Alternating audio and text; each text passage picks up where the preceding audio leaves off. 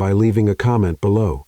If you enjoy this video, don't forget to like and subscribe. Have a wonderful day. Enjoy the story, everyone. Dad, please, this is the last time I'll ever ask you for anything. Emma's voice trembled, but her eyes stayed firm. I need the money. It's for Mom's hospital. If I don't pay by tomorrow, they'll stop her treatment. Richard Harper leaned back in his armchair, still holding the newspaper as if nothing had happened. Emma, you know, things are tough for me right now, he said without looking at her. Business isn't going well. Business? She gave a nervous laugh. You bought a brand new car last week. From upstairs, a sweet and annoyingly fake voice interrupted. Richard, darling, who's shouting down there? Vanessa came down the stairs in her silk robe with a venomous smile. Oh, it's you, Emma. What a pleasant surprise. Believe me, Vanessa, I didn't expect to come back either, Emma replied, crossing her arms. I just need a loan. $40,000. I promise I'll pay back every cent. Vanessa yiggled. 40,000? Honey, do you think money grows on trees? On yours, apparently, Emma shot back. Since everything you want, Dad buys for you. Richard raised his voice, irritated. Emma? That's enough. Silence filled the room. Emma took a deep breath, trying to hold back tears. Dad, I just want to help Mom. Then Vanessa stepped closer, her eyes gleaming with fake sympathy. You know, there might be a way to fix this. Emma looked at her suspiciously. And how much does this favor cost? A wedding? Vanessa smiled, savoring every word. You marry in Chloe's place. Emma blinked, confused. What are you talking about? Vanessa sank into the couch. Chloe was going to marry Ethan Caldwell. Remember that rich guy, heir to Caldwell Enterprises? Richard cleared his throat.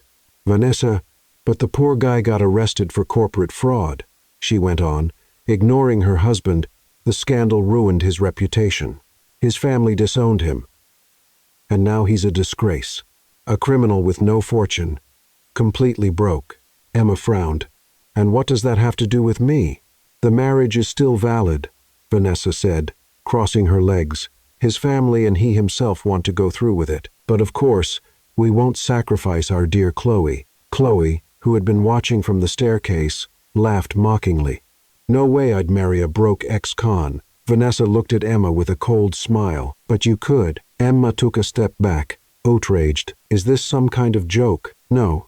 It's a fair deal. Vanessa stood and walked toward her. You marry Ethan Caldwell in your sister's place. In return, your father and I will cover all your mother's medical expenses. Emma was quiet for a few seconds. Her heart was racing. You're blackmailing me. We're giving you a choice, Vanessa said calmly. Almost too calmly. And honestly, it's the only one you have. Richard looked away, ashamed. Emma, your mother's always been a good woman, but I just can't afford this. Vanessa's trying to help. Help? This isn't help. It's blackmail. Chloe laughed from the stairs. Oh, come on, Emma. You should be grateful. You get to marry a rich man. Well, ex-rich now and save your dear mom. It's practically a fairy tale. The budget version, Emma turned to her, furious. You're right.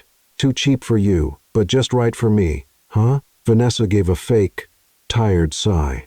Think about it. The wedding will be private. No press. No party.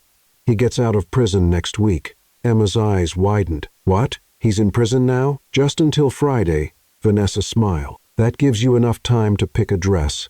Emma stepped back, stunned. This is insane. It's your choice, dear, Vanessa added, returning to the sofa. But the hospital will want an answer tomorrow. Silence took over the room. Emma felt like the world was collapsing on her shoulders. She looked at her father, searching for a shred of humanity. Dad, please tell me you're not going to let Mom die. Richard took a deep breath but said nothing. Vanessa smiled, satisfied. Then it settled. Emma closed her eyes, fighting back tears. She turned to leave. But before she reached the door, Vanessa added in a teasing tone, Oh, and he's quite handsome, if that helps at all. Emma froze. She turned slowly, her eyes filled with determination. Handsome or not, he'll regret having me as a wife. Vanessa raised an eyebrow, intrigued. Is that a yes? Emma held back her tears and replied firmly, Yes, I'll do it. Vanessa's smile grew wider, triumphant. Chloe made a face of disgust and turned away. Richard tried to say something, but Emma cut him off. "Don't say anything. I already know what kind of father you are." She walked out of the mansion without looking back. Outside, a light rain had started to fall, quiet, gentle, as if the sky felt sorry for her. Emma walked along the wet sidewalk, her heart heavy, repeating the words she had just spoken to herself. "I accept." Deep down, she still couldn't believe it. Marrying a stranger, a man behind bars. It all felt like a nightmare. But her mother's face came to mind, pale, tired. She sighed and looked up at the sky. "I'm doing this for you, Mom. Only for you." As she walked through the rain, Emma, even in the middle of despair, let out a bitter smile. Marrying a criminal to save your mother. Well done, Emma. You just broke the record for questionable decisions. But somewhere deep inside, there was something else, a stubborn, almost rebellious strength telling her that this was only the beginning of something that would change everything. The wedding day came so fast, Emma barely had time to believe it was really happening. That morning, she woke up with a heart as heavy as lead. She lay still for a few seconds. "Today, I'm marrying a man I've never met," she thought. "Congratulations, Emma. You've truly outdone yourself this time." Vanessa, on the other hand, had been up and busy since 6 a.m. "The wedding is at 11. I want everything handled before lunch," she said in a rush, flipping through papers not out of emotion, but just to get it over with. Chloe, leaning on the staircase, watched everything with a bitter expression. "So it's really happening? She's marrying the man who was supposed to be mine," she said, folding her arms. "What a tragedy. Then again, thinking about it, they do match two losers." Emma, who had just arrived, took a deep breath and replied with a slight smile. "Well, at least he'll have a real person at the altar." Chloe raised her eyebrows, offended. "Aren't you ashamed?" "Nope. I saved all my shame for after the honeymoon," Emma answered sarcastically. Vanessa sighed, clearly annoyed. "Enough with the drama, Emma. The driver will take you to the dress shop. And remember, no extravagance. This wedding is simple and quick. Oh, and you do have money for the dress, right? Because your father and I won't be covering another expense." Emma gave Vanessa a furious look, but stayed calm and nodded. "Quick," she repeated in her mind. That word seemed to sum up everything that was about to happen. The shop was small, with the smell of new fabric mixed with cheap perfume. Emma tried on 5 dresses before she found one that somehow made her feel beautiful. The fabric was light, with lace on the sleeves and a touch of innocence that clashed with the tragedy she was living. Looking in the mirror, she gave a short laugh. No money, but still some taste. Mom would be proud. The shop clerk smiled, touched. "You look lovely. It'll be a wedding to remember," Emma replied with a dry sense of humor. "I hope the groom thinks so too if he doesn't run away before the vows." A few minutes later, Emma arrived at the small church, accompanied only by one of Vanessa's staff members who looked at her like she was delivering a package. "You look beautiful, Miss Harper," the woman said in a mechanical tone. "Oh, sure. Nothing like marrying a stranger to bring out a woman's natural glow." The church was nearly empty, 2 hired witnesses and the priest, who looked more bored than moved. Emma glanced around, her stomach turning. Lovely dream wedding. Just missing the unicorns and a bouquet of onions, she walked in slowly. The sound of her heels echoed on the marble floor, and each step felt like another sacrifice. "This is for her," she thought, "for Mom." But the moment she reached the altar, she noticed something strange. The groom wasn't there. The priest adjusted his glasses. "Looks like we're having a small delay." Emma took a deep breath, trying to stay calm. "Perfect. My groom didn't even bother to show up." But minutes later, the church doors opened. A tall man in a dark suit with blue eyes as cold as winter walked in with confident steps, the kind of man who looked like he stepped out of a high-end cologne commercial. Right behind him, an assistant carried a folder. The murmurs stopped. Vanessa straightened up in the pew. Chloe held her breath, and Emma just froze, swallowing hard. It was him. Ethan Caldwell, far too handsome for this whole situation. The kind of man who didn't seem to fit any part of what she had imagined. Strong features, cold gaze, commanding presence. "Oh my," Emma whispered. "Nobody told me the criminal looked like a model." He walked up to the altar without looking around. emotionless. He stopped in front of her, adjusted his tie, and said in a steady voice, "Let's just get this over with." Emma blinked, surprised. "Wow, how romantic." Ethan looked away. "I'm not here to impress anyone." "Great," she replied, keeping her tone light. "I'm not a fan of fairy tales either." The priest cleared his throat, trying to keep things solemn. "Shall we begin?" During the vows, Emma tried to stay composed. Her hands trembled slightly. At times, Ethan's eyes met hers, and for a moment there was something different there, something quiet. When the priest asked if he accepted Emma Harper as his wife, Ethan answered without hesitation, "I do." His voice was firm, almost commanding. "And you, Miss Harper?" the priest asked. Emma gave a small smile and whispered, barely audible, "At least the groom is handsome." Ethan heard it, and for a second a small smile crossed his face. It was quick, but real. The first glimpse of humanity in that mysterious man. "I do," Emma added, looking straight at him. The priest declared them husband and wife. A quiet round of applause echoed in the church. Vanessa stood, satisfied, and whispered to Chloe. Everything went as planned. Chloe rolled her eyes. "I still think this is insane." While the priest signed the papers, Ethan stayed silent. His gaze, distant, seemed fixed on something far beyond the moment. When Emma picked up the pen to sign, he quietly said, "You look nervous." She shot back, "And you look like a man who's done this before." He raised an eyebrow. "Maybe." Emma gave a half smile. "Great. Then you must already know where the emergency exit is." As soon as they stepped out of the church, the rain picked up. Ethan opened the umbrella and held one side out to her. "Come on, I'd rather get wet," Emma replied. "As you wish." The two walked side by side in silence. A black car was waiting. Inside, Mason, Ethan's assistant, watched with curiosity. "Congratulations, boss. Quick wedding. No drama." "It's too soon to say that," Ethan replied, glancing subtly at Emma. She stared right back, challenging. "Are you analyzing me, Mr. Caldwell?" He gave a faint smile. "Just trying to understand what would make someone agree to marry a man who just got out of prison." "I could ask the same thing," she replied. "What would make a man like you agree to marry a stranger?" Ethan turned his gaze to the window. "Motives? We all have them." Emma let out a bitter laugh.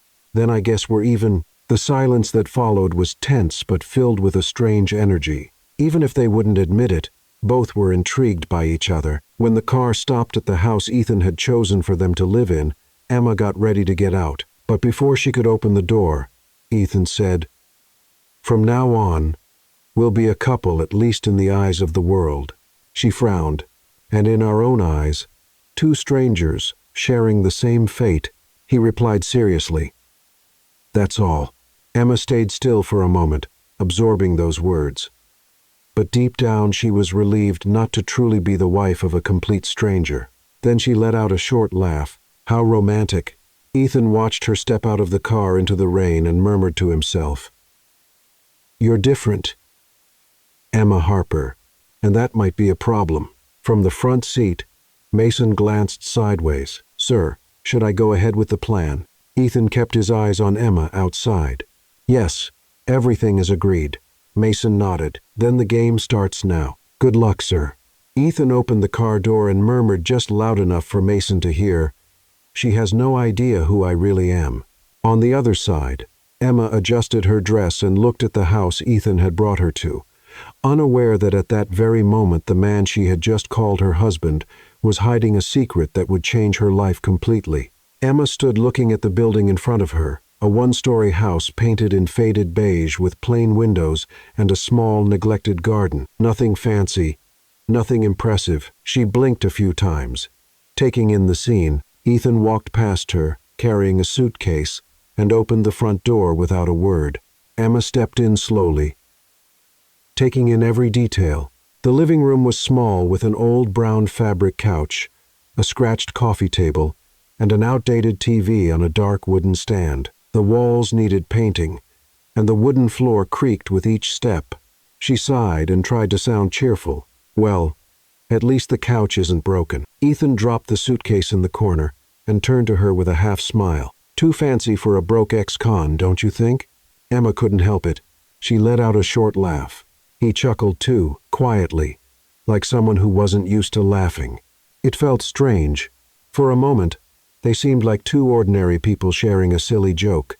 But the silence that followed brought reality rushing back. Ethan adjusted his tie and walked into the kitchen. Emma followed, curious. "So this is our house now?" she asked, trying to sound casual. "For now, yes." He opened the empty fridge and quickly shut it again. "I'll need to buy groceries tomorrow." Emma leaned against the counter and crossed her arms. "All right. But let's make a few things clear from the start." Ethan looked at her, curious. "Clear how?" "Rules." Emma raised a finger. "Rule number 1. I know you already said it, but I want to make it crystal clear. In public, we act like a couple. Smiles, politeness, the whole show." Ethan nodded. "Agreed." "Rule number 2, she went on, raising another finger. "At home, we're just roommates. Nothing more." "Got it." "And rule number 3. Emma paused for a second, then said, "You don't snore loudly, do you?" Ethan raised an eyebrow, surprised, then let out a quiet laugh. "No idea. No one ever complained." Emma shrugged. "Good. Because if you do, I'll throw water on you." He shook his head, amused. "I'll do my best to stay quiet then." Emma smiled back. There was something about him, something beneath all that coldness that intrigued her. Maybe it was the way he reacted to her teasing. Or maybe it was just the fact that no matter how strange the situation was, he didn't seem like a bad person. It was still too soon to be sure. But at least he had a sense of humor. Night came quickly. After a simple meal of sandwiches and orange juice, Emma walked to the only bedroom and stopped at the door. "So, who gets the bed?" Ethan showed up behind her, looking into the small room with a single bed pushed against the wall. "You take it. I'll sleep on the couch." Emma turned, surprised. "Really? Really?" He grabbed a pillow and a blanket from the closet. "I'm not as bad as I seem." She wanted to say something but just nodded. "Thanks." Ethan left the room without another word. Emma gently closed the door and looked around. The room was simple but clean. There was an old dresser, a window with a thin curtain, and a bed that creaked with every movement. She sat on the edge and sighed. "What am I doing with my life?" But at the same time, part of her felt oddly relieved. At least Ethan wasn't aggressive. At least he had kept his word about sleeping separately. Small victories. In the living room, Ethan was trying to get comfortable on the couch. He fixed the pillow, stretched his legs, and crack. The loud, unmistakable sound of one of the couch legs giving out, nearly sending him to the floor. Just great. From the bedroom door, Emma appeared with an amused expression. "Is the whole couch done for?" Ethan sighed, trying not to laugh. Emma walked over to take a look. The couch was crooked, with one leg dangling to the side. "Need help? Unless you've got superglue hidden somewhere?" Emma rolled her eyes and went to the kitchen. She came back with heavy-duty tape and a piece of wood she found in the cupboard. "Improvising is my specialty." Ethan watched as she fixed the leg, wrapping the tape with surprising skill. It was funny to see her so focused, completely in the zone. "There, all done." Emma stood up proud. "It won't last long, but at least you won't be sleeping on the floor." Ethan tested the couch, sitting down slowly. It held. Impressive. "I know." She gave a big smile. "I'm practically an engineer." He let out a real laugh this time, and Emma felt something stir in her chest. It was nice to see him laugh. She headed back to the bedroom, but before closing the door, she looked back. "Good night, Ethan." "Good night, Emma." The next morning, Ethan woke up early. The couch had made it through the night. To his surprise, he got up, folded the blanket, and grabbed his phone. He dialed Mason. "I need you to do something for me." On the other end, Mason sounded sleepy. "Good morning to you too, boss." "What is it?"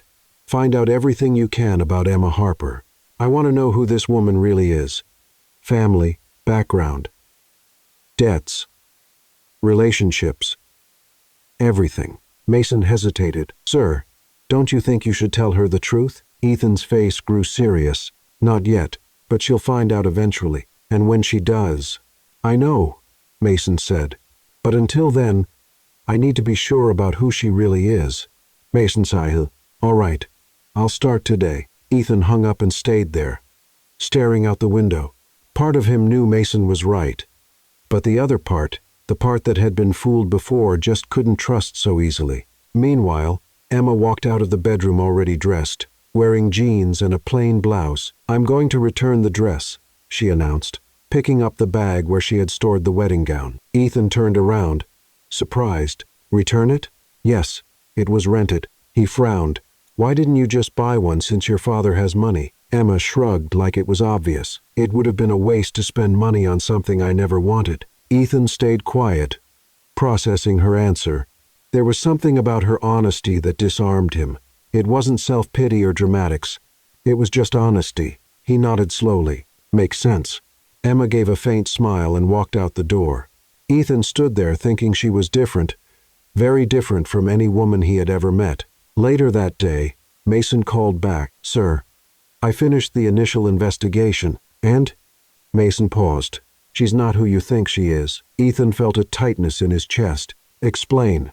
"Her mother's sick. She's been hospitalized for months. Emma's been working 3 different jobs to cover the bills. No luxury debts. No unnecessary spending. She's clean." Ethan closed his eyes. "You're sure?" "Absolutely." He hung up and walked to the window. Outside, Emma was coming back with the empty bag, walking slowly like the weight of the world was on her shoulders. Ethan watched her every move, the awkward way she walked, the tired smile, the strength hidden behind a gentle demeanor. He murmured softly, almost to himself, "We'll see." But deep down, part of him already knew the truth. Emma Harper wasn't a threat. She was just a woman trying to survive. And that scared him more than any lie ever could.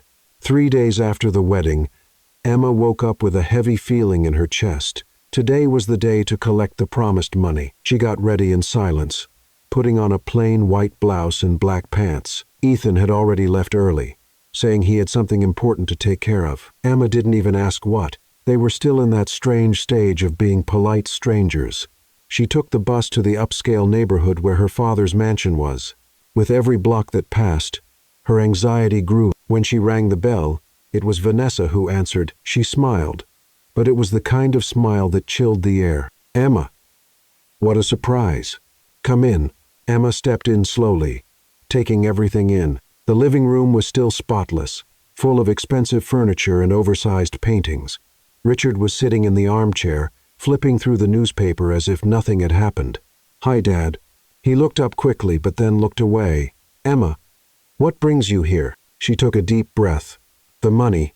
You promised to pay for Mom's treatment." The silence was uncomfortable. Richard adjusted his glasses, looking uneasy. "Emma, about that.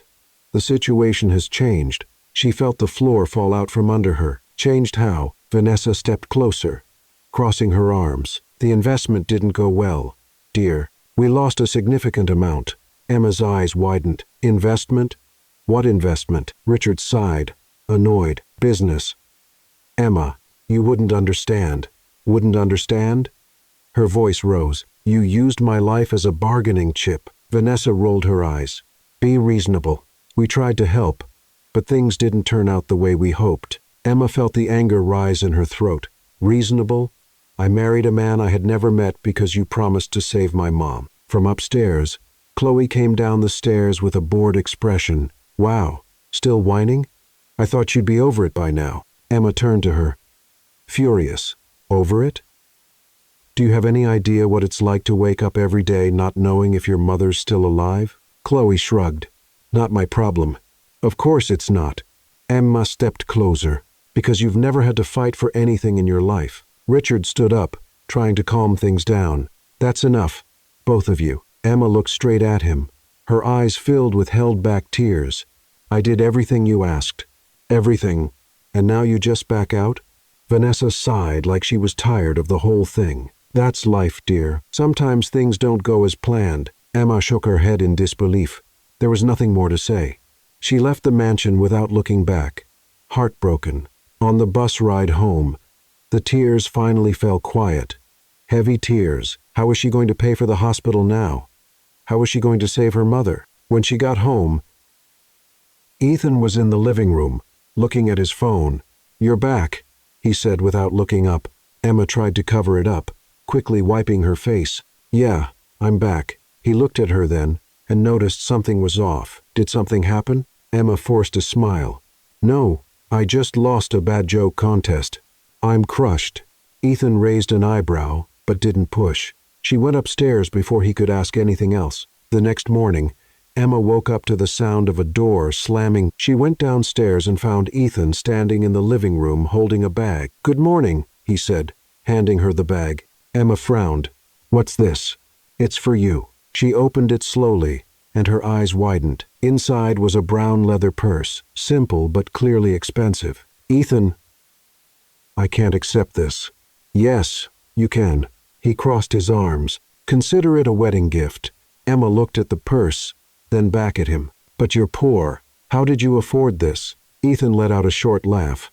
I saved up, Miss Grumpy. She couldn't help but smile. Thank you, really. He nodded and walked out the door, leaving Emma alone, holding the purse like it was the most precious treasure in the world. But the peace didn't last. That night, the phone rang. Emma picked it up, her heart pounding. Hello, Miss Harper. This is Ridgewood Medical Center. We're calling to let you know that if payment isn't made by tomorrow, we'll have to stop Mrs. Laura Harper's treatment. Emma felt the air leave her lungs. No, please, just a few more days. I'm sorry, but those are the rules. The call ended. Emma stood there staring at the phone, completely overwhelmed by panic. She looked around. She needed money fast. Her eyes landed on the purse Ethan had given her. Her chest tightened. But she had no choice. The next day, she went to a second-hand luxury store and sold the purse. The money wasn't enough to cover everything, but it would help. She also sold a few old belongings, a watch her mother had given her, a graduation ring. Mason, who happened to be walking down the same street, saw her coming out of the store. He frowned, curious, but didn't approach.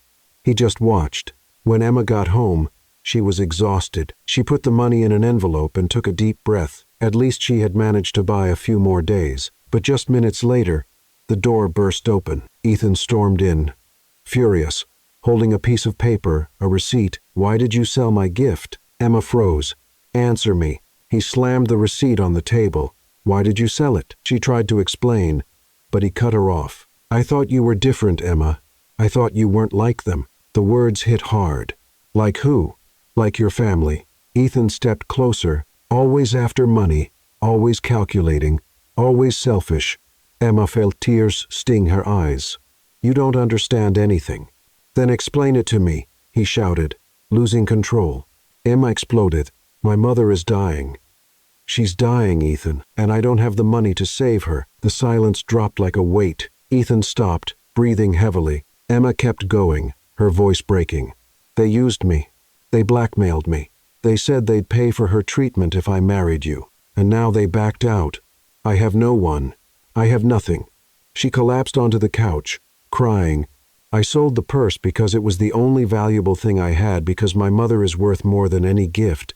Ethan stood still, letting her words sink in. His anger melted into guilt, into shame. He slowly walked toward her and knelt in front of her.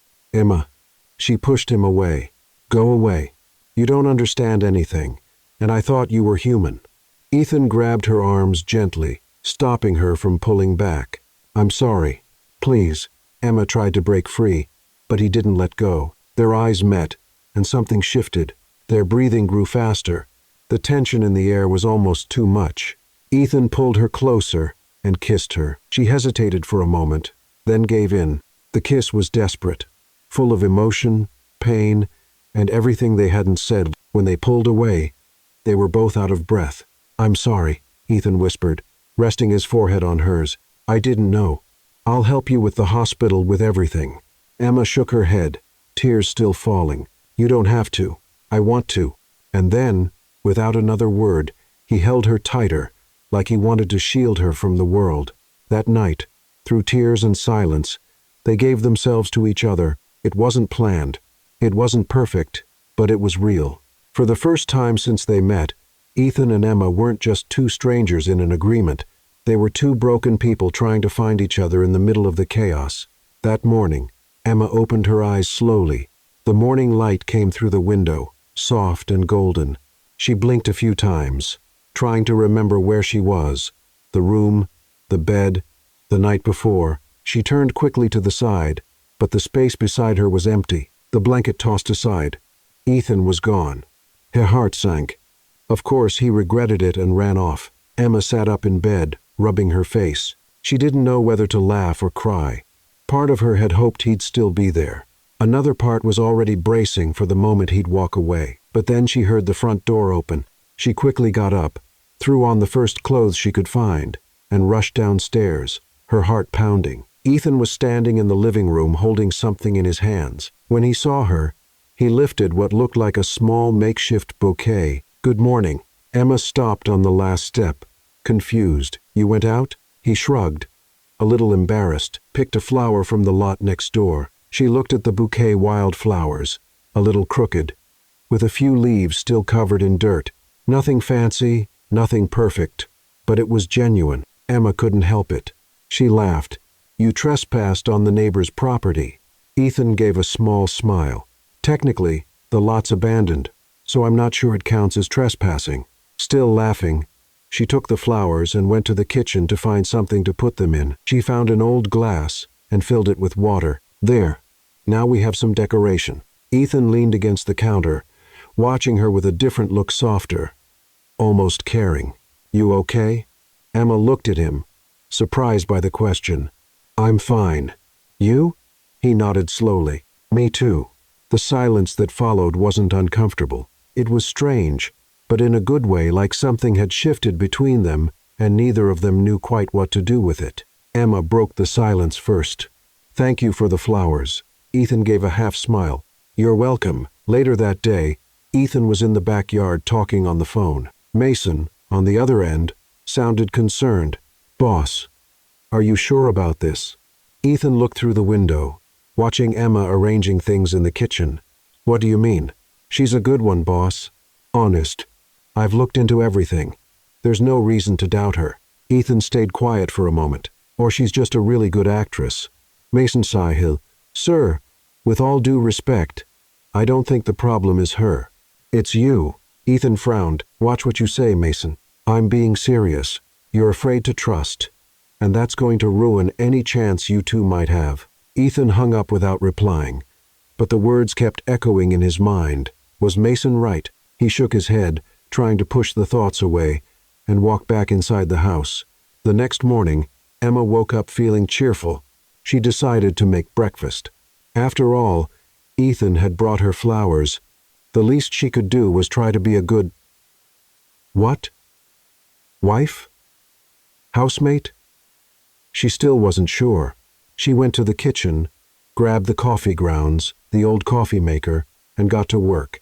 But distracted, she used too much coffee, not enough water, and forgot to turn off the heat.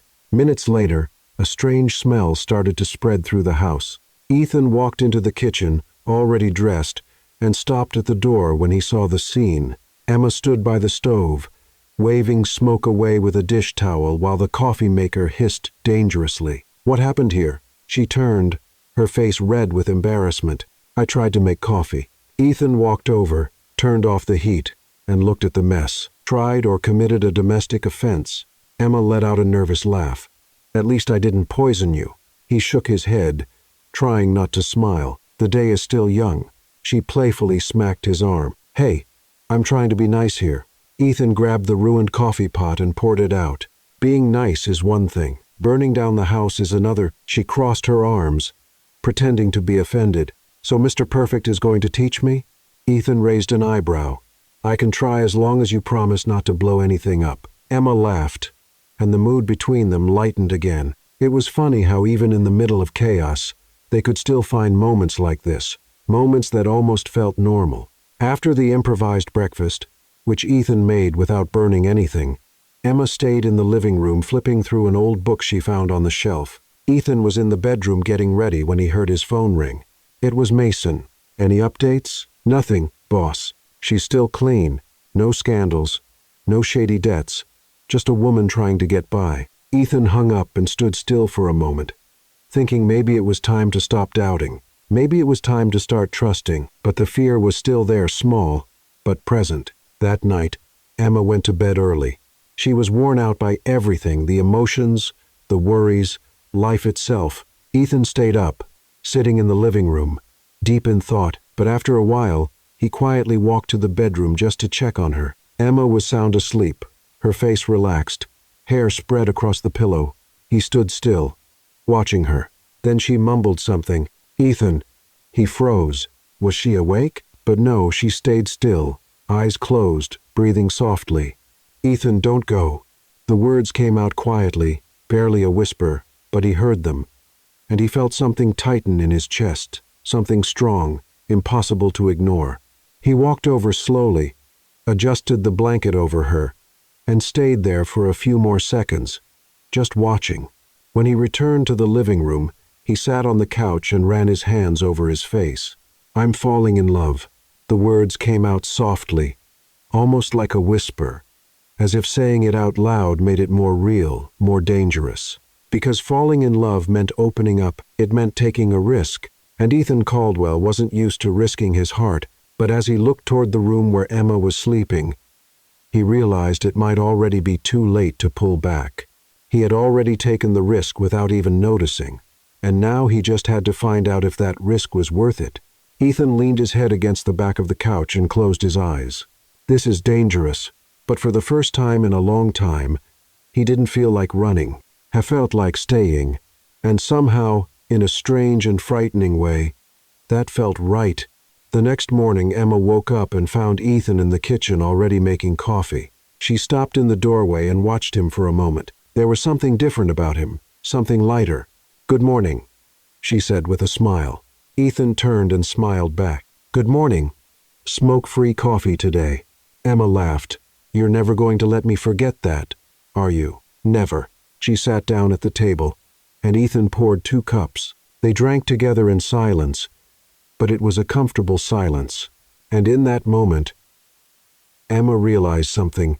Maybe this arranged marriage, this chaotic beginning, wasn't the end of the story. Maybe it was just the beginning. Emma looked out the kitchen window, watching the street outside. She needed to do something. She couldn't just sit around depending on Ethan's income. She had to contribute. That's when she had an idea. "Ethan!" she called, excited. He stepped into the room, adjusting his shirt. "What is it?" "I'm going to sell cake jars." Ethan blinked, confused. "Cake? What?" Emma laughed. "Cake jars. Little cakes in glass jars. They're easy to make, and people love them." He folded his arms, thinking, "You know how to make cakes?" "Of course." Emma pretended to be offended. "Just because I burned the coffee doesn't mean I'm a total disaster in the kitchen." Ethan raised an eyebrow, skeptical. "If you say so." Emma gave his arm a playful slap. "Trust me, it's going to work." And surprisingly, Ethan did. Over the next few days, Emma started preparing the cakes. She bought basic ingredients, cheap glass jars, and put extra care into the recipes: chocolate, vanilla, strawberry, all made with love. Ethan helped when he could, washing dishes, organizing jars, but most of the work was hers, and he admired the determination she had. "I'm going to sell downtown," she announced, excited. "There's a lot of foot traffic there." Ethan nodded. "Good luck." Emma headed out carrying a box full of cakes, smiling like she was about to conquer the world. And in a way, she was. Meanwhile, Ethan picked up his phone and called Mason. "I need you to come pick me up." "Back to the company, sir." "Yes." A few minutes later, a black car pulled up in front of the house. Ethan got in, adjusted the suit he'd left in the back seat, and took a deep breath. Mason looked at him through the rearview mirror. "You sure about this, boss?" Ethan didn't answer. Caldwell Enterprises was a towering glass and steel building, impressive in the heart of the city. Ethan entered through the side entrance, avoiding attention. He went straight to the top floor. The office was luxurious mahogany desk, huge windows overlooking the city, expensive paintings on the walls, all things Emma had no idea about. Mason walked in behind him and closed the door. "This is going to blow up, sir." Ethan sat in the chair, looking over the papers on the desk. "I know what I'm doing." "With all due respect, no, you don't." Mason crossed his arms. "She's going to find out. And when she does, she'll feel like you lied." Ethan slammed his hand on the desk, frustrated. I'd rather have her love me without knowing who I really am. Mason shook his head. Love doesn't work like that, sir. Ethan looked away. He knew Mason was right, but fear was stronger than reason. While Ethan was facing his demons at the office, Emma was downtown selling cake jars with a smile on her face. "Hi there. Want to try one?" she offered to everyone passing by. Some people stopped. Others ignored her. But Emma didn't give up. Her good mood was contagious, and soon she started winning over customers. "This chocolate one is delicious," said an elderly woman. "Thank you. It's my grandmother's recipe." Emma lied without blinking, but with so much charm that no one doubted it. A man in a suit stopped and bought 3 jars. "My wife's going to love these." Emma smiled brightly. "I'm sure she will." By the end of the day, she had sold almost all the cakes. She came home, tired but happy. Ethan was already there, sitting on the couch reading something on his phone. When he saw her come in, he quickly put the phone away. "How did it go?" Emma lifted the empty box, triumphant. "I sold almost everything." Ethan smiled, genuinely proud. "I knew you could do it." She dropped onto the couch next to him, exhausted. "And you? How was work?" Ethan hesitated for a second. "Normal. Carrying boxes all day is tiring." Emma laughed. "I bet my boss is terrible. But at least he pays and smiles." Ethan pretended to laugh, but felt a tightness in his chest. Every lie weighed heavier. That night, they had dinner together. Simple pasta with tomato sauce, nothing fancy, but made with care. "You know," Emma said, twirling the pasta on her fork, "I never thought I'd enjoy baking so much." Ethan watched her. "Why not?" "Because," she shrugged, "I always thought my life would be different, that I'd have a fancy job, a nice apartment, but in the end, I think I'm happy like this." Ethan stayed quiet. Her words hit him in an unexpected way. She didn't need luxury. She didn't need money. She just needed something real. A few days later, Mason walked into the office with a thick folder. "Sir, I finished the full investigation on Emma Harper." Ethan took the folder. Opening it slowly, Mason took a deep breath. "Her story is tough, sir." Ethan flipped through the papers, documents, old photos, school records. Mason started explaining. She grew up with her mom, Laura, after her dad left them. Richard Harper walked out when Emma was just 7. He started a new life with Vanessa and had Chloe. Ethan felt a pang in his chest. "Go on."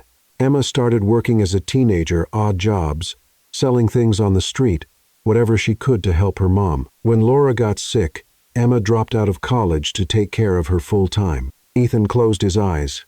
"And her father never helped?" "Never." Mason shook his head. "Not a cent until the wedding." Ethan felt a wave of anger, but it was quickly replaced by guilt. He had judged Emma.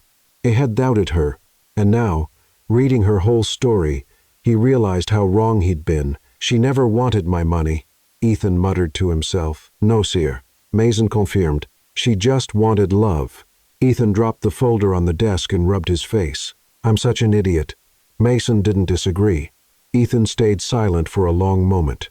Part of him wanted to run home and tell her everything, but fear held him back. "I'm keeping the secret," he finally said. Mason frowned. "Sir, it's better this way." "Better for who?" Mason crossed his arms. "For her or for you?" Ethan glared at him, annoyed. "Watch it, Mason." But Mason didn't back down. "With all due respect, sir, love doesn't need masks." The words hung in the air. Ethan felt their weight, but didn't respond.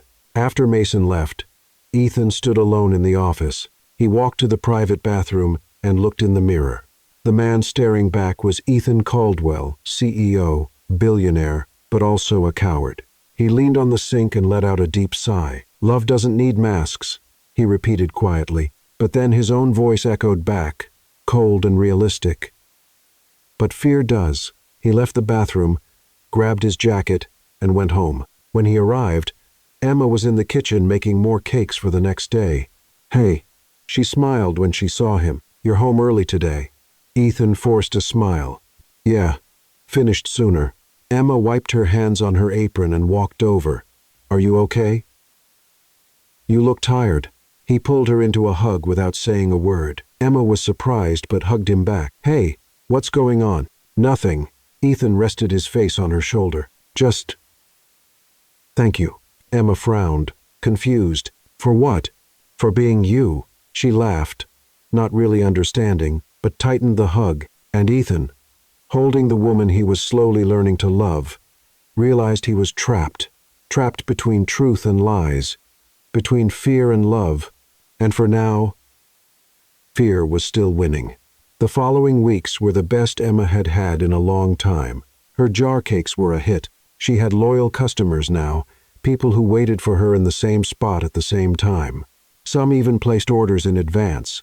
Emma called the lady from the bakery on the corner. "Did you bring the strawberry ones today?" Emma smiled, handing her 3 jars. "Of course, Mrs. Linda. I set these aside just for you." The woman paid and even gave her a tip. "You're such a sweetheart, dear." Emma went home that afternoon with a full heart and a slightly fuller wallet. It wasn't much, but it was honest. It was hers. Ethan was in the living room when she got back, trying to put together a shelf he had bought. "Need help?" Emma asked, dropping her bag. "No, I'm almost done." She watched for a few seconds, then burst out laughing. "Ethan, that's upside down." He stopped, looked at the shelf, and sighed. "It is not." "Okay, it is." Emma stepped closer and took the manual from his hands. "Look here. Side A goes into side B, not C." Ethan crossed his arms, pretending to be offended. "Since when are you a furniture expert?" "Since I found out you're terrible at it." She winked and started taking apart the wrong piece. Ethan stood there watching her work. She was good at everything funny, determined, smart, and he was completely in love with her. "All done," Emma announced proudly. "Now it's right." Ethan tested the shelf. "Solid. Thanks." "You're welcome." She wiped her hands. "But you owe me dinner." He smiled. "Deal." That night, Ethan made a simple dinner: grilled chicken and vegetables. Nothing fancy, but well prepared. Emma ate with enthusiasm, complimenting every bite. "Seriously, you cook better than I do." "Not hard to beat," Ethan joked. She threw a napkin at him. "Careful, Mr. Perfect. I could still poison you." Ethan laughed, and Emma felt her chest warm. She liked these moments. She liked how they were slowly getting to know each other, building something real, or at least that's what she thought. A few days later, Emma got a special request. A company wanted to order 50 jar cakes for a corporate event. 50? Emma's eyes widened over the phone. "Are you sure?" "Yes. It needs to be delivered tomorrow by 3 in the afternoon at the Caldwell building downtown." Emma wrote down the address, excited. It was the biggest order she'd ever gotten. She spent the whole night preparing the cakes. Ethan tried to help, but she kicked him out of the kitchen. "You'll just get in the way." "Out." He raised his hands in surrender. "All right, boss." The next morning, Emma woke up early, packed everything into insulated boxes, and took a taxi to the address. The Caldwell building was impressive, glass and steel, modern, intimidating. Emma looked up, amazed. Wow, working here must be something. She walked into the lobby carrying the boxes. The receptionist directed her to the 15th floor. "That's where they're setting up the event." Emma thanked her and stepped into the elevator. When she reached the floor, she found herself in a wide hallway with huge windows and minimalistic decor. She walked slowly, looking for someone to deliver the cakes to. Then she heard voices coming from a meeting room. "Mr. Ethan, we need your approval on these contracts." Emma froze. "Mr. Ethan?" She slowly turned and looked through the slightly open glass door. Inside was a group of executives in expensive suits, leather folders, serious expressions. And in the center of it all, Ethan. He wore a flawless suit, stood tall, his expression focused. He spoke with authority, gesturing as he explained something about investments and strategies. Emma felt the floor disappear beneath her feet. The boxes slipped from her hands and crashed to the floor. A few executives turned toward the hallway. But Ethan had his back to her, focused on a presentation on the screen. Emma didn't wait. She turned and ran to the elevator, hitting the button over and over, stepping in and sliding down against the wall. The tears started falling before she could even process what she had just seen. Ethan, her Ethan right there. running the whole thing. He had lied. When she got home, Emma locked herself in the bedroom. She grabbed her phone with trembling hands and typed his name into the search bar. Ethan Caldwell. The first article that popped up was from 6 months ago. CEO of Caldwell Enterprises arrested for alleged corporate fraud. Emma read every word, heart pounding. There were photos of him being escorted by police, dramatic headlines, speculations. She kept scrolling. Another article, more recent. Ethan Caldwell found innocent but disinherited by family. Fortune lost. Emma frowned. Disinherited? Fortune lost? That didn't make sense. He was there in that building, clearly in charge. She kept digging, clicking through every article until she found a very recent one from just 2 weeks ago. Sources reveal Ethan Caldwell has regained control of Caldwell Enterprises, fortune restored. Emma let the phone drop onto her lap. He was never poor. Everything had been a lie, the modest house, the moving job, the struggles, all of it. Ali. She stood up, furious, and began searching.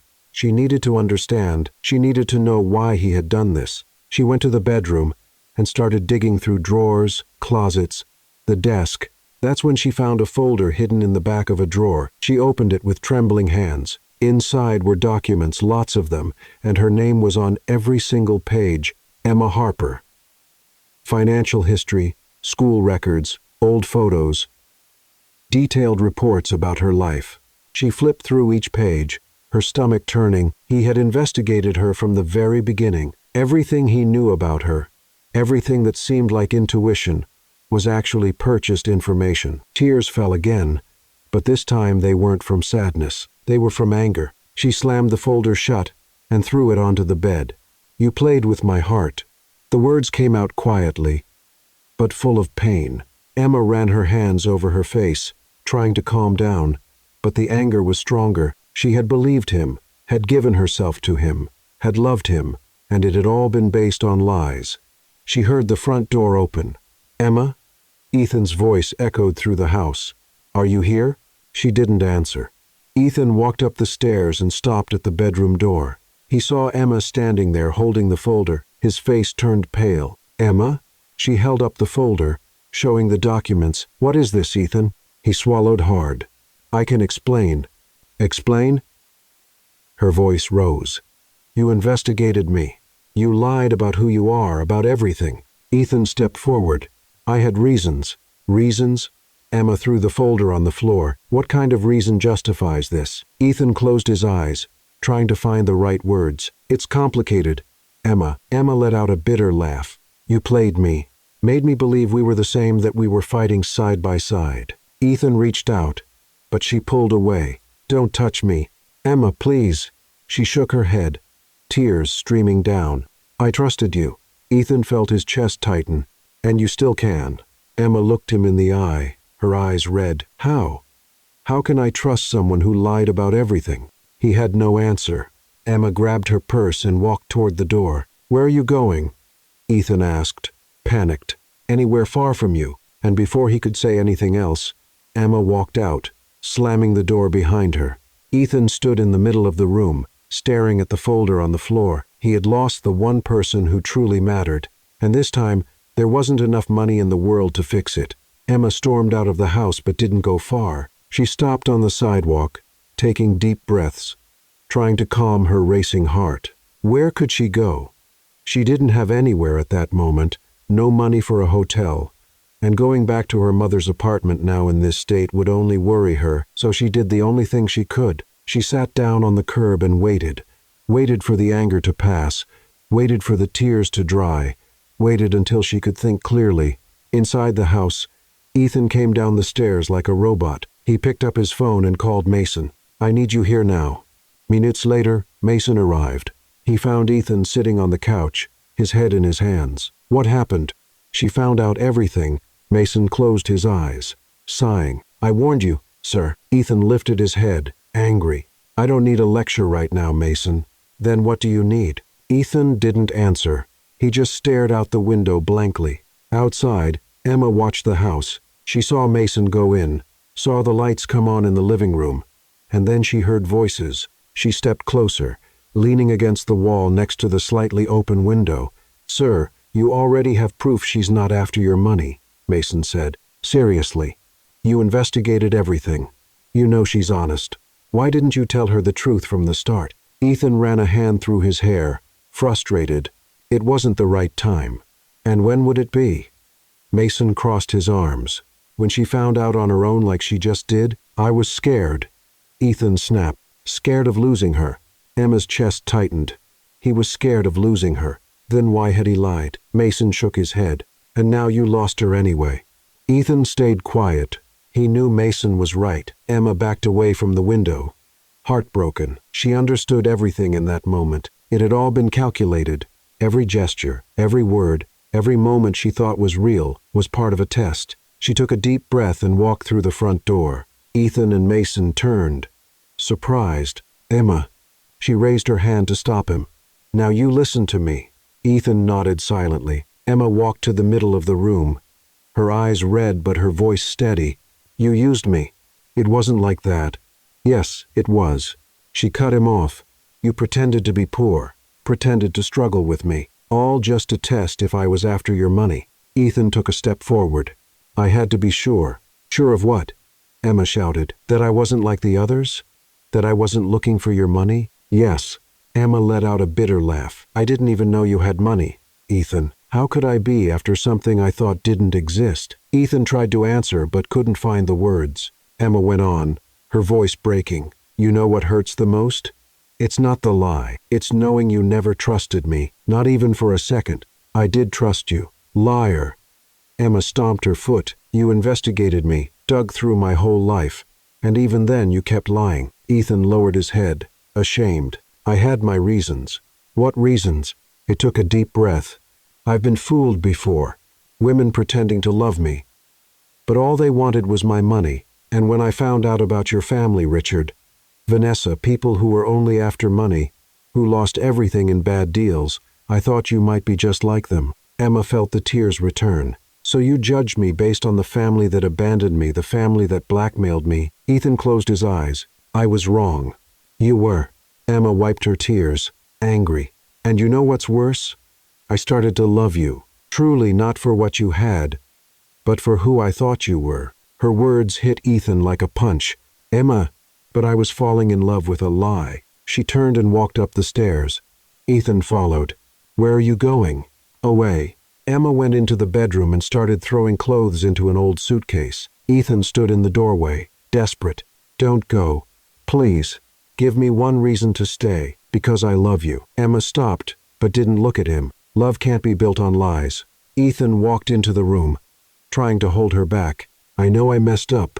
I know I was a coward. But everything I felt was real." Emma looked at him, eyes filled with tears. "How can I believe you now?" "Because I'm telling you the truth." Ethan held her face in his hands. "For the first time, I'm being completely honest." Emma pulled away, shaking her head. "It's too late."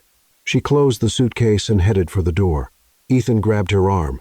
"Emma, please." She pulled away hard. "I'd rather be poor and free than rich and lied to." And she left. Ethan stood in the middle of the room, empty, broken. Mason appeared in the doorway, watching in silence. "Sir, I lost her," Ethan whispered. His voice cracked. Mason sighed. "You can't buy love, sir." Ethan looked at him, eyes red. "But you can lose it with one lie." Emma took a cab to the apartment she shared with her mother. It was small, simple, but it was home. When she walked in, she found Laura sitting on the couch watching TV. She had recently been discharged from the hospital and was recovering well. "Emma." Laura stood up, worried when she saw the look on her daughter's face. "What happened?" Emma dropped the suitcase on the floor and broke down in her mother's arms. "He lied, Mom. He lied about everything." Laura held her tightly, gently stroking her hair. "Tell me everything, sweetheart. I'm listening." And Emma told her about Ethan, the lies, the investigation, and how used and betrayed she felt. Laura listened quietly, nodding now and then. When Emma finished, Laura held her daughter's face tenderly. "True love requires forgiveness, Emma. But Mom, I know it hurts. I know he made mistakes." Laura wiped the tears from her face. "But sometimes people make bad choices out of fear. Emma shook her head, bitter. I can't forgive him. Not now, Laura nodded. Then don't forgive him now. But don't close your heart completely. Emma hugged her mother again. I just wish he had trusted me. I know, sweetheart. I know. That night, Emma slept in her old bedroom. It felt strange to be back, like everything she had lived over the past few weeks had been a dream, or a nightmare. The days that followed were hard. Emma tried to get back into her routine, went back to selling cakes, but her heart wasn't in it anymore. Ethan tried calling many times. She didn't answer. He sent messages. She didn't reply. He even sent flowers. Emma returned them. I never want to see him again, she told her mother firmly. Laura just nodded, respecting her daughter's pain. But a week later, something changed. Emma started feeling sick. Constant nausea, fatigue, dizziness. Laura insisted she go to the doctor. It's probably just stress, Mom. Go anyway. So Emma went reluctantly, but she went, and when the doctor came back with the test results, Emma's world fell apart once again. Miss Harper, you're pregnant. About 2 months along, Emma froze, trying to process the words, pregnant. 2 months. Ethan.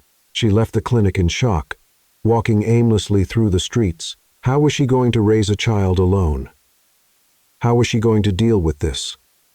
And more importantly, how was she going to tell Ethan? Or should she tell him at all? Emma leaned against a wall, slid down to the ground, and cried for the life she'd lost, for the love that had fallen apart, and for the uncertain future she now carried inside her. Emma went back home that day with the test results tucked in her purse like a bomb ready to explode. Laura was in the kitchen making tea when she walked in. So, what did the doctor say? Emma forced a smile. Nothing serious. Just stress.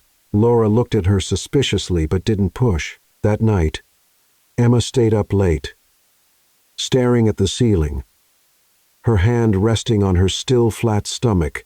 Pregnant. She was going to have Ethan Caldwell's child, and he could never know. In the days that followed, Emma tried to get back to her routine. She woke up early, made her jar cakes, and went out to sell them on the streets. Laura watched her with concern but respected her daughter's silence.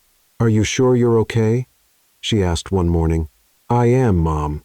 Emma tied her apron. I just need to keep my mind busy. But keeping her mind busy wasn't easy, especially when the phone wouldn't stop ringing. Ethan called every day, sometimes several times a day. Emma never picked up. He sent messages. Emma, please just listen to me. I know I messed up. Give me a chance to make it right. I just want to talk. That's all. Emma deleted them all without reading to the end. On the other side of the city, Ethan was falling apart. Sitting in the mansion's living room, he watched old videos on his phone, videos Mason had recorded without them knowing. Emma laughing while putting up a shelf. Emma burning the coffee and joking about poisoning him. Emma dancing in the kitchen while making cakes. Ethan watched them on loop, as if that could bring her back. Mason walked into the room and shook his head. Sir, this isn't helping. Ethan didn't answer. He just kept watching. You need to give her time.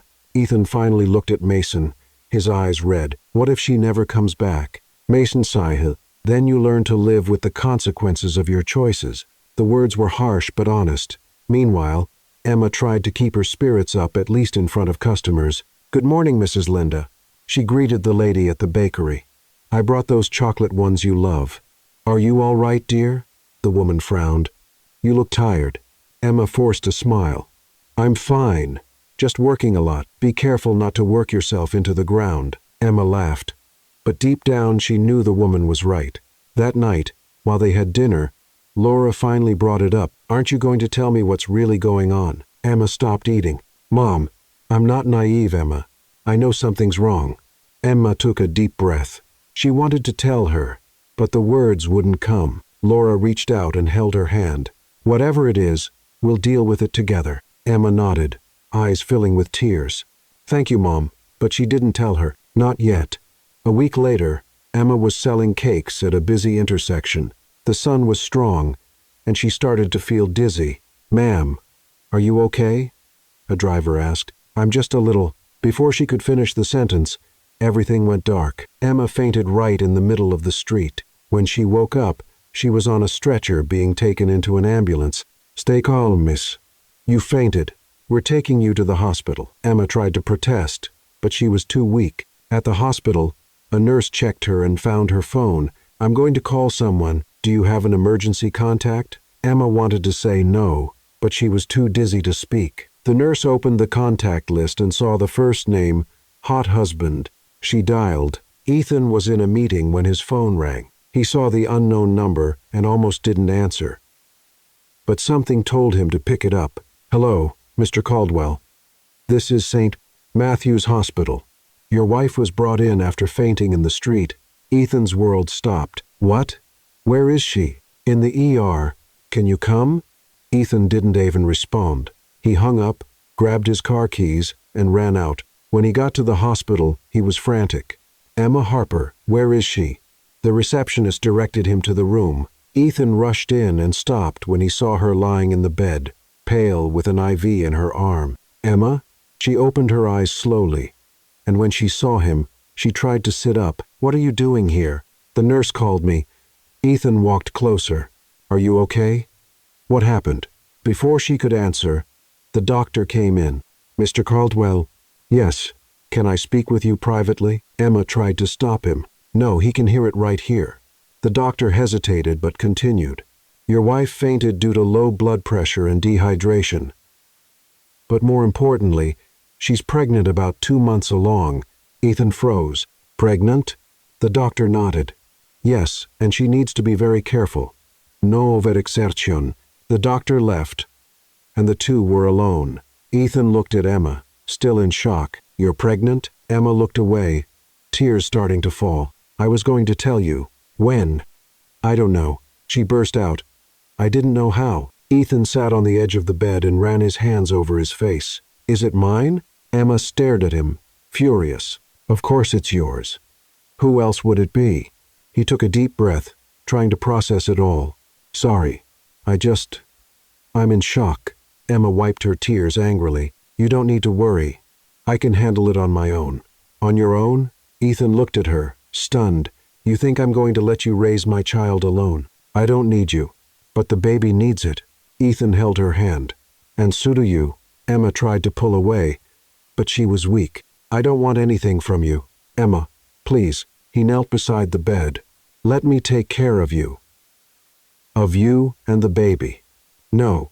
Come to my house, Ethan insisted. You and your mother. I'll take care of both of you. I promise. Emma shook her head. I don't want your charity. It's not charity. It's responsibility. Ethan gently squeezed her hand. Please do it for the baby. Emma stayed quiet, torn. Laura, who had just arrived at the hospital, came into the room at that moment. Emma! Oh my goodness, what happened? Emma looked at her mother, then at Ethan, and realized that, like it or not, she had to accept for the baby. A few days later, a black car pulled up in front of a huge mansion. Emma stepped out holding her mother's hand, staring at the impressive building, well-kept gardens, large windows, iron gates. Everything screamed luxury. Ethan came out of the house to greet them. Welcome. Laura looked around, amazed. This is enormous. Emma just stood there quietly. Ethan led them inside. The house was even more impressive on the inside. Marble floors, crystal chandeliers, expensive paintings. Emma felt completely out of place. Your rooms are upstairs. Ethan pointed to the staircase. You can choose whichever one you like. Laura thanked him, but Emma stayed silent. After her mother went up, Emma stood still in the hallway, looking around. Ethan walked up slowly. Are you all right? Emma murmured. Barely audible. I don't belong in this world. Ethan felt a tightness in his chest. You belong wherever you want to belong. Emma looked at him, her eyes tired. I'm here for the baby. That's all. Ethan nodded, accepting it. I know. And in that moment, they both understood this was just the beginning of something complicated, painful, and uncertain. But for the baby, they were both willing to try. The first days in the mansion felt strange.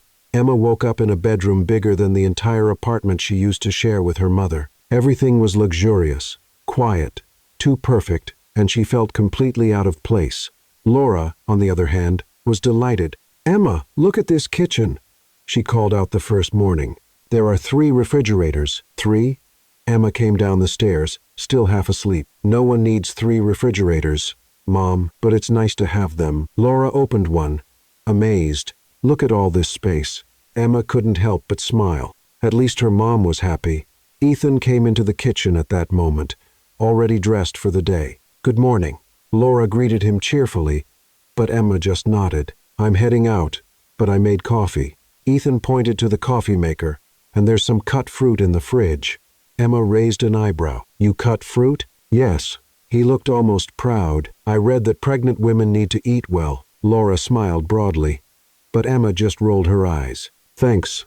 Ethan left, and Laura turned to her daughter. He's trying, Emma. I know, Emma sighed, but trying doesn't erase what he did. Laura didn't respond, but her look said everything. In the following days, Ethan really tried hard.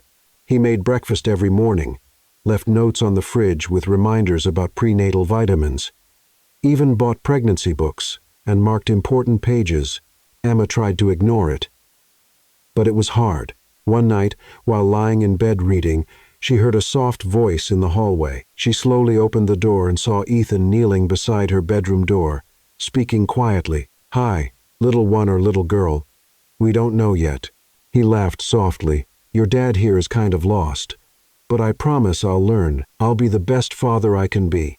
Emma felt a tightness in her chest. Was he talking to the baby? Ethan went on. Your mom is amazing.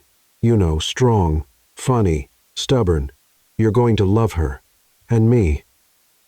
I'm going to do everything I can to deserve both of you. Emma closed the door gently, tears silently running down her face. The next day, Emma found Ethan in the living room surrounded by baby clothes, tiny onesies, little shoes, blankets. What is all this? She asked, surprised. Ethan looked up, a little embarrassed. I stopped by the store and couldn't resist. Emma picked up a yellow onesie with a little duck embroidered on it. You bought all this? Too much. He scratched his neck. That's what I thought when I got home. Emma laughed her first real laugh in weeks. That's a lot of clothes for just one baby. Ethan smiled, relieved to see her laugh. Then the baby will have options. Laura, watching from the kitchen, mumbled to herself, He loves you, girl. He just didn't know how to show it. Later that week, Emma decided to bake again, not to sell, just to stay busy. Ethan walked into the kitchen. Curious. Can I help? Emma hesitated but eventually said, Yes, all right, but follow my instructions. Ethan nodded, as seriously as if he were in a business meeting. Emma couldn't hold back her laughter. Relax.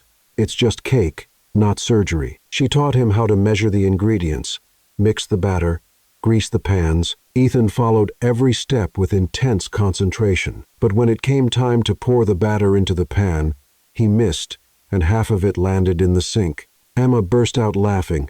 You're a sweet disaster. Ethan looked at the mess and laughed too. But I'm your disaster. The words hung in the air. Emma stopped laughing and looked at him. Ethan looked away, embarrassed. Sorry, it just slipped out. Emma didn't say anything. She just went back to mixing the batter, but her heart was racing. That night, Ethan couldn't sleep. He stayed in the living room staring out the window, thinking. He went upstairs to Emma's room and stopped at the door. She was sound asleep, her face relaxed. One hand resting on her belly, he stepped inside quietly and just stood there watching her. I'm scared of losing you again, he whispered softly, more to himself than to her. But Emma didn't hear. She kept sleeping peacefully. The next day, Emma was sitting on the porch talking with Laura. Mom, I don't know what to do. Laura held her daughter's hand. Is it about Ethan? Emma nodded. I still love him. The words were hard, painful, but I don't know if I can forgive him. Laura squeezed her hand. Love doesn't erase the hurt, honey, but forgiveness can heal. What if he hurts me again? What if he doesn't? Laura replied. Are you going to live in fear forever? Emma had no answer. From the hallway, Ethan heard everything. He was coming back from the kitchen when he stopped at the sound of Emma's voice. He leaned against the wall, heart pounding. She still loved him, but didn't know if she could forgive.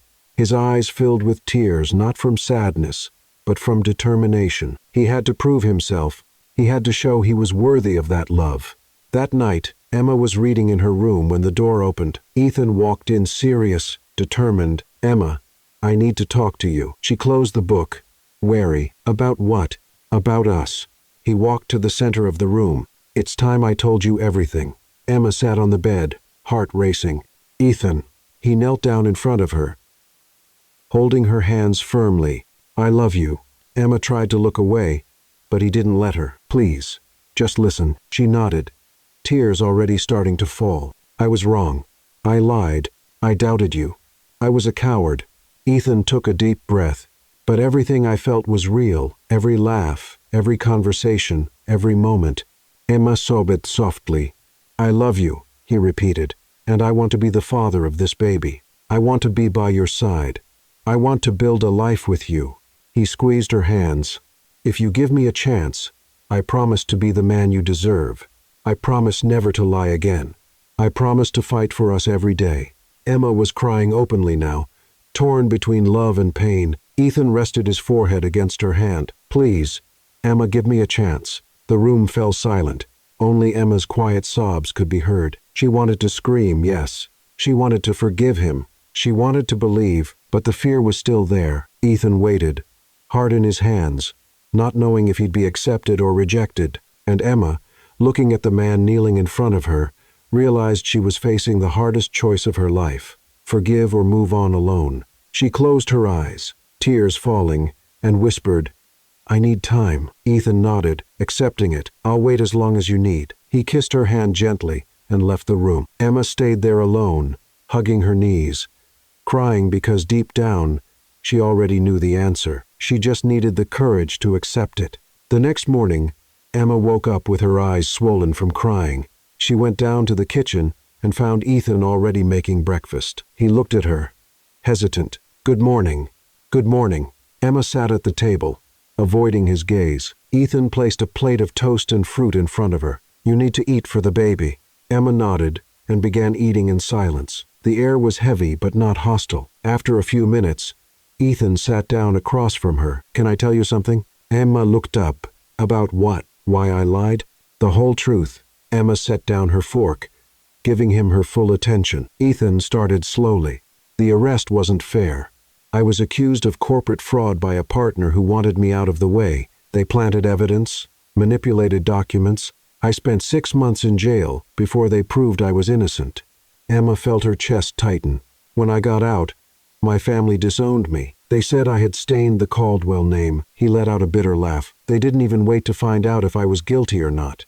Ethan, I was left alone, he went on, his voice cracking, and every woman who came near me after that only wanted 2 things: money or status. No one wanted me for real. Tears began to fall from his eyes. And then you showed up. You, who didn't know who I was, who didn't know about the money. And I got scared that once you found out, you'd become like the others. Emma felt her own tears fall. I would never be like that. I know. Ethan took her hand. I know that now.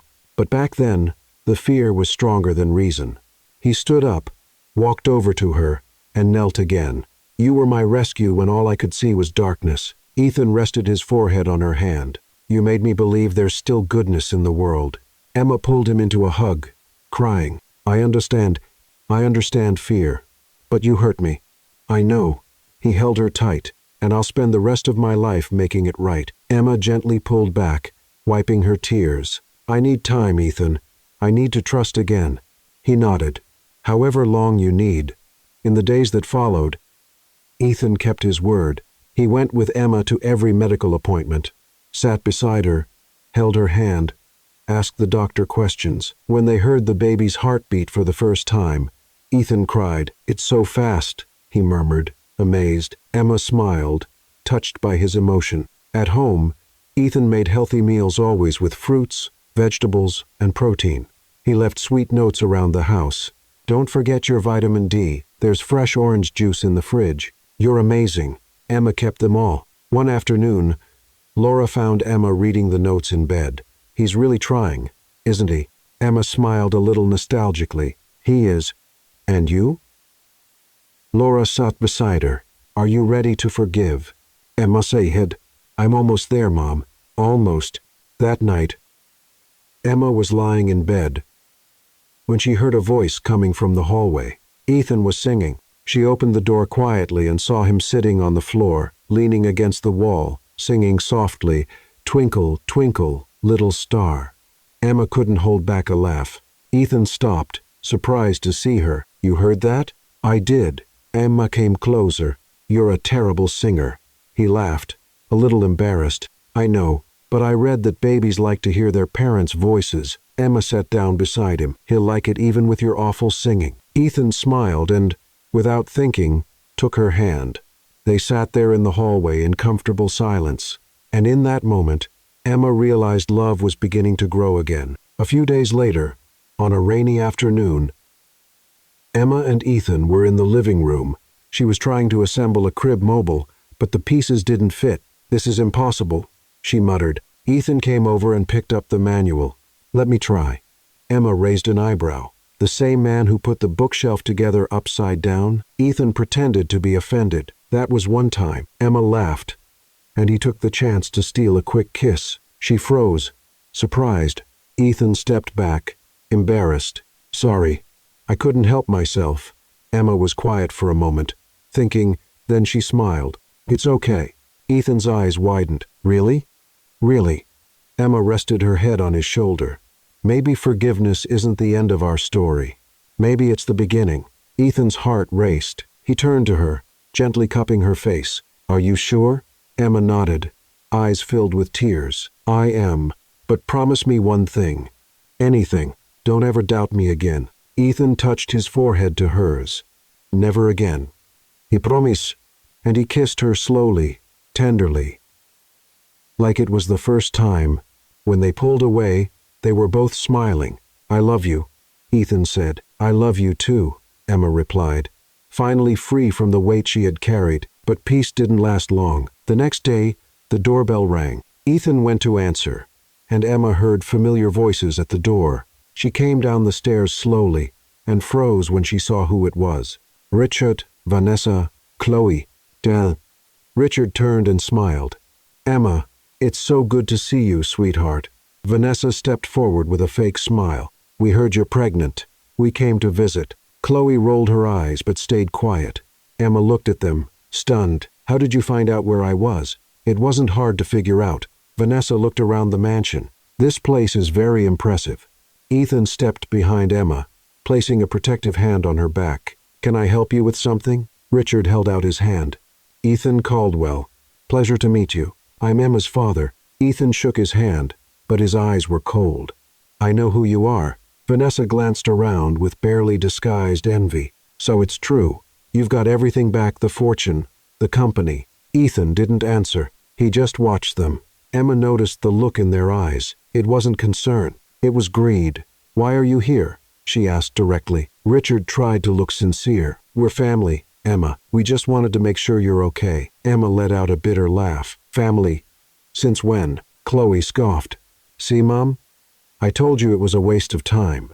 Vanessa gave her daughter a warning look. Ethan, who had been quietly watching everything, finally spoke. "Interesting how people show up again once the money starts shining." The silence that followed was sharp. Richard tried to object. "Ethan, it's not like that." Ethan cut him off, his voice cold and steady. "And just so you know, I was never actually broke."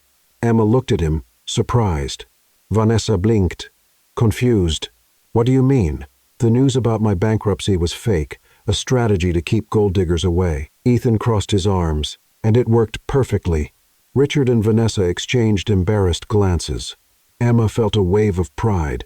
Ethan was standing up for her. Vanessa tried to recover. "You lied to everyone." "I did," Ethan confirmed, "and I found out exactly who was worth my time." He looked straight at Emma, and she knew he was talking about her. Ethan took a step forward, his eyes locked on Richard. "I know exactly why you're here, and it has nothing to do with family concern." Vanessa tried to stay composed. "Ethan, you're being unfair." "Unfair?"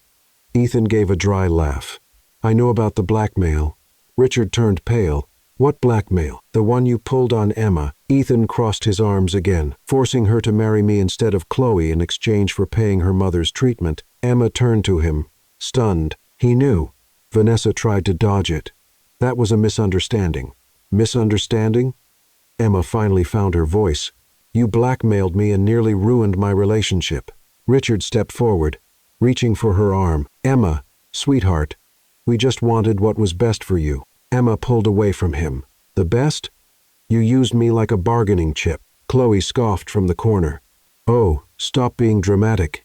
You ended up just fine, didn't you?" Emma turned to her, furious. "Just fine. You have no idea what I went through, the fear I felt." Ethan placed a protective hand on Emma's shoulder. "I think it's best if you leave." Vanessa tried once more. "Ethan, be reasonable. We're family. Family doesn't blackmail a sick daughter." Ethan walked to the door and opened it. "My home is not a shelter for parasites." His words hit like a bomb. Richard tried to argue, but Emma stepped in. "Oh, Vanessa." Emma smiled, but it was a bitter smile. "Thank you for making me marry an ex-rich man, as you called him that day." Vanessa frowned, confused. Emma continued, her voice steady, "Because now I found the love of my life. And I'm truly happy, not because of his money, but because of his character and heart." She looked at Chloe. "Oh, and Chloe, I'm not jealous or disappointed. Little sister." Chloe clenched her fists in fury. Richard and Vanessa left in silence, humiliated. Chloe followed, but not before mumbling loud enough for everyone to hear. "If I had known Ethan was still a millionaire, I would have married him myself, not that clumsy Emma." Ethan slammed the door shut. Emma stood still, breathing deeply, trying to calm her racing heart. Ethan pulled her into a hug. "You were amazing." Emma laughed nervously. "I was shaking inside. You didn't show it." He kissed her forehead. "I'm proud of you." Laura, who had been watching from the kitchen, walked in with a big smile. "Well done." They had it coming. Emma hugged her mother, relieved. "It's over, Mom. Finally over." A few days later, Ethan had a surprise planned. When Emma came downstairs for dinner, she found the living room decorated with candles, simple flowers, and a carefully set table. "What's all this?" Ethan stepped in a little nervous, adjusting his tie. "A dinner just for us." Emma smiled, touched. "You did all this yourself?" "Mason helped," Ethan admitted. "He saved me from burning the food." Emma laughed and sat down at the table. The dinner was simple but delicious. They talked, they laughed, and for the first time in a long while, everything felt just right. After the meal, Ethan stood up and held out his hand. "Come with me." Emma followed him out to the balcony. The city lights sparkled in the distance, beautiful and quiet. Ethan took a deep breath and turned to her. "Emma Harper, or should I say Emma Caldwell?" She raised an eyebrow. "Still Harper for now." Ethan smiled. Then suddenly, he dropped to one knee. Emma's eyes widened. "Ethan." He pulled a small box from his pocket and opened it. Inside was a simple, beautiful ring. "I know we're already married," Ethan began, a little nervous, "but that wedding was out of obligation, out of desperation. It wasn't what you deserved." Tears welled up in Emma's eyes. "So I'm asking again." He held her hand. "Will you marry me for real this time? For love?" Emma laughed through her tears. "You're ridiculous. Is that a yes?" "It's a yes." She pulled him to his feet and kissed him. Ethan slid the ring onto her finger, and they stood there wrapped in each other's arms, looking out at the city. 3 months later, the wedding day arrived. Emma was in the room getting ready, wearing a simple yet elegant white dress. Laura was adjusting her veil, emotional. "You look beautiful, sweetheart." Emma smiled, nervous. "Thank you, Mom." There was a knock at the door. Laura went to answer it and came back surprised. "Emma, it's your father." Emma froze. "What?" Richard walked in slowly, his eyes red. "Can I talk to you?" Laura stepped out, leaving the two of them alone. Richard stood there, awkward. "I came to ask for forgiveness." Emma crossed her arms, suspicious. "Forgiveness for what?" He stepped closer, his voice breaking. "For the blackmail, for abandoning you, for everything. I was a terrible father." Emma felt the tears returning. "You really were." "I regret it," Richard cried. "Everything I did to you and your mother. Laura didn't deserve it." "You didn't deserve it." Emma wiped her tears. "Why now?" "Because I realized I've lost the best part of my life," he said, taking her hand. "My daughter." Emma stayed quiet for a long moment. "I forgive you, Dad." Richard sobbed with relief. "Thank you." Emma gave him a brief hug. then stepped back. But I'd rather keep some distance for now. Richard nodded, understanding. I respect that. He left, and Emma took a deep breath. The ceremony was simple but emotional. Friends, acquaintances, and Laura in the front row, crying tears of joy. Mason stood beside Ethan as best man. When Emma walked in, Ethan smiled wide. "Wow," he whispered. Mason leaned in. "Don't mess this up, boss." Ethan laughed. During the ceremony, Mason gave a funny speech. When I met Ethan, he was a workaholic with no life. Now he sings kids' songs in the hallway. "Emma, you've worked miracles." Everyone laughed. Laura handed over the rings, overcome with emotion. When the priest declared them husband and wife, Emma looked at Ethan and said, "I never imagined the stranger at the altar would become the love of my life." Ethan kissed her and replied, "And I never thought my salvation would smell like cake in a jar." Emma laughed, and they kissed again, surrounded by applause and laughter. As they walked out of the church hand in hand, Emma looked up at the sky and whispered, "Thank you." Ethan pulled her close. "For what?" "For you," she smiled. "For our baby. For everything." Ethan kissed her forehead. "Thank you for giving me a chance." And there, under the blue sky and the shining sun, Emma and Ethan finally began their real story. A story that started under the worst circumstances but bloomed where no one thought it could. Because true love doesn't need to be perfect.